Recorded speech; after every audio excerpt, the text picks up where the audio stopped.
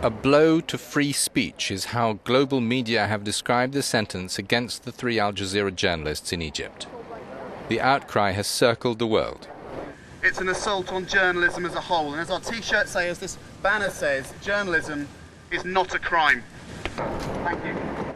Since the journalists' arrest last December, there have been rallies in their support around the world, from Sydney to Gaza and Istanbul. Demonstrators protested peacefully outside Egyptian consulates.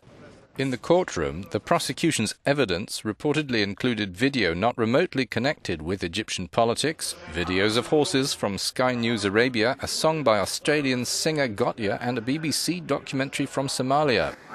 A 4th Al Jazeera journalist, Abdullah al-Shami, who had been on a hunger strike for more than 130 days, was released last week on medical grounds. I was doing my job as a reporter, and despite the authorities knowing this, I have been detained for 266 days.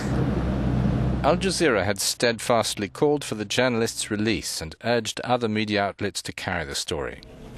We would like our colleagues to be released immediately from custody in Cairo. They are journalists simply doing their job in Egypt, reporting on a variety of stories from Egypt, reporting all sides of the story from Egypt.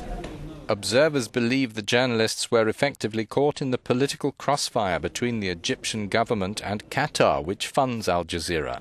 Last summer, the Cairo authorities forced the Arabic-language Al Jazeera offices to close, alleging bias in favor of the banned Muslim Brotherhood. Qatar is a strong supporter of ousted Egyptian President Mohamed Morsi and criticized the crackdown against his Brotherhood political base, which followed his removal. The questions over what's left of Egypt's democratic credentials are now more glaring than ever, 3 years after autocratic ruler Hosni Mubarak was toppled amid hopes for a greater respect for fundamental human rights.